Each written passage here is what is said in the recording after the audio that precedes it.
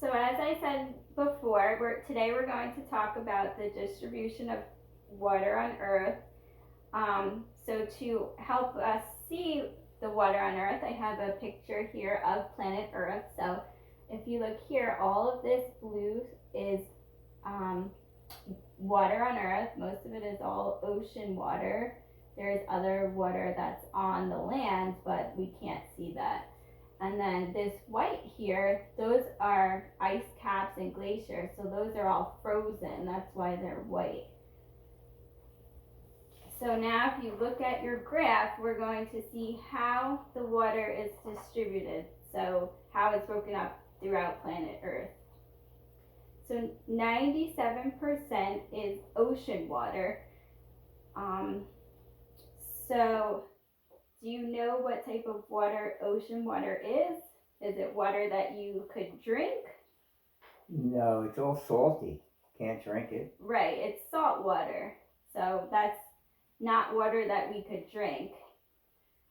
If you go down, then it says 3% is fresh water. Within that fresh water, we have 79% is ice caps and glaciers. So like I said before, those are frozen. So I have another picture here. So if you look here, this is what they look like up close. Wow. So that's all frozen. So even though it's fresh water, do you think we could drink it? Only if it melts. Right, we can't drink it like that. It's too frozen. And then we have 20% is groundwater, so that's water that's under the ground, so that would be hard for us to get to because it's under the ground.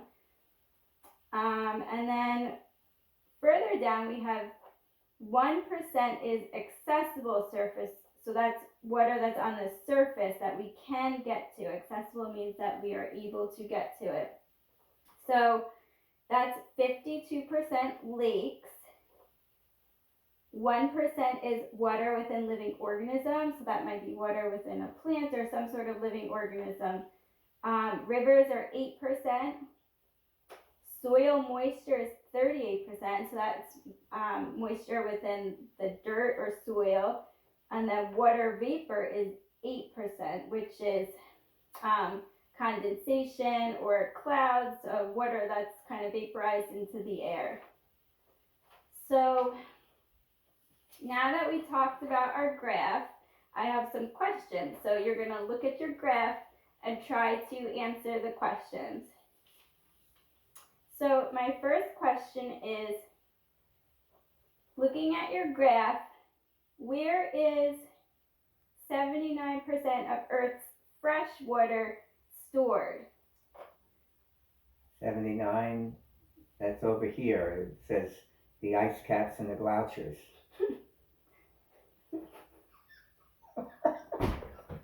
Did it again. It was going so well.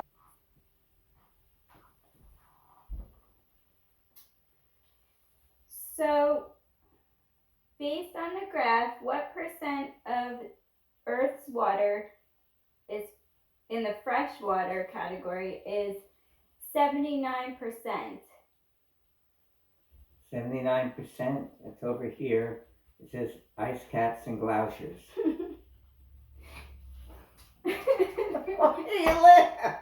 I don't know. Good practice. So looking at the graph in the fresh water, what type of water makes up 79%? 79% over here. Ice caps and glaciers. Yes, that's very good. So it's actually pronounced glaciers. Glaciers. Can you say that, glaciers? Glaciers. So remember we talked about them before? The cold ones. Right, they're very cold. So even though that's 79% fresh water, is that water that you think we could drink? No, I don't think so. Not unless it melts. Right, because remember the pictures we saw? Mm-hmm. It's all frozen. Okay, good job. So I have another question for you. So the next question is, um,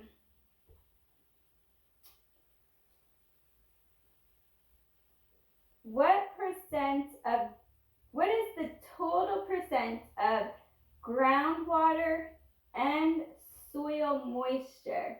So you have to look at your graph and then you can do your calculations on your scrap paper.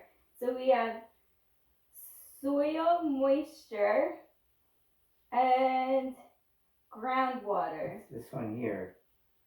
So that's 38. And what's the other one? Groundwater. Groundwater.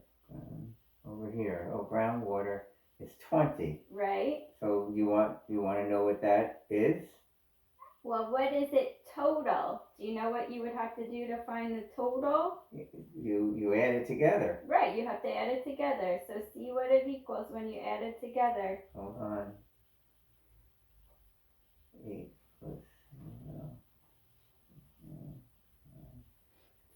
58. 58 percent. percent, right. You can't forget that percent sign. I got it. Okay, good job. So soil moisture and groundwater make up 58% of fresh water, right? Yep. Okay, I have one more question. So what type of water makes up the majority of Earth? So looking at your graph, which water is the highest percentage?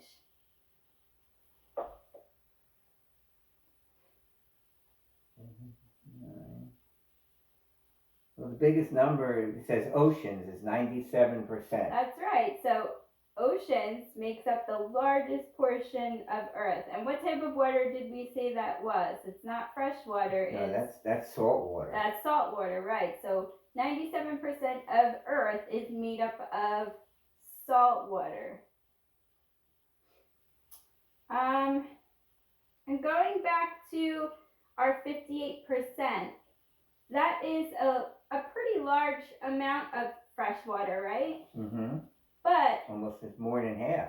Right, but what do you think the problem is about that? Do you think that's water that we could use? Look on your graph. Where does it say it is? Is it under the accessible?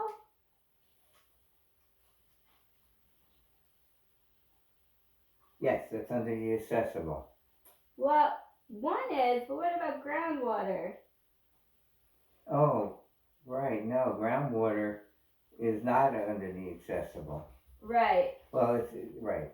It's not under accessible surface, not at all. Right. So why do you think that groundwater might be either inaccessible or hard to get to?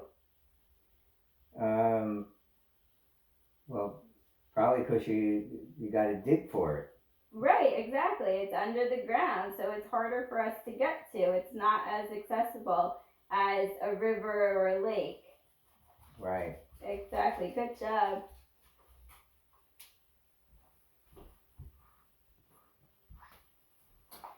So now that we've finished all of our activities, I have one last question to ask. So after looking at the graph, how much water is actually accessible to us? What is that percentage? Accessible. Accessible fresh water at the surface, right? Oh, I see that. Accessible surface is 1%. Right, 1%.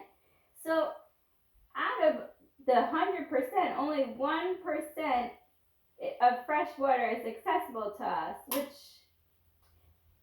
that water will never be replaced. But if we ever use that water up, then we're going to be out of water. So I want to try to think of some ways that we could try to conserve our water or save our water. So if you want to take a few minutes, you could talk to your partner if you want. Try to think of 4 ways that you could, either at home or at school or anywhere that you might go, things that you could do to save water. Okay.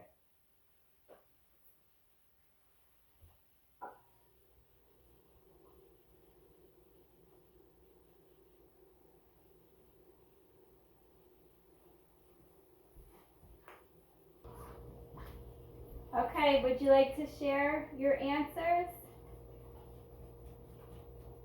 Just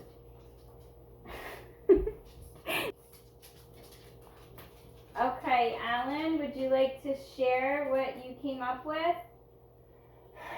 Well, I was thinking about the lawn. Like, you don't have to water every day, you know, because if you water every day, that's a lot of water, and you know, it's wasting it. Right, exactly. We don't want to waste water. And well, I was gonna say, you know, maybe like don't brush your teeth, but I don't think my mom would like that. Well, So what how could about you we? do when you brush your teeth? Well, how about we just shut the water off? Right, good job. You don't want to leave that water running because that's being wasteful. I had another good idea, like, you know, don't shower. Well, I think you need to shower, but maybe you could not shower every day. Maybe you could shower every other day or every 2 days to try to save water. That's a good one. And you know, I was thinking of that, instead of throwing, you know, if I didn't finish my glass of water, I wouldn't throw it away. I'd come up with something else to do. Either I drink the whole thing, or you know, like I see my mom watering plants, I could use it to water the plants. Oh, that's a great idea. Thank you for sharing. So now everybody knows the way that the Earth's water is distributed, and we know that there's only 1% that's accessible fresh water. So it's very important for us to conserve our water and also to keep it clean. We don't want to pollute the little bit of fresh water that we have. So from now on, hopefully everybody remembers this lesson and you keep in mind how important it is to keep our water clean and not to waste it.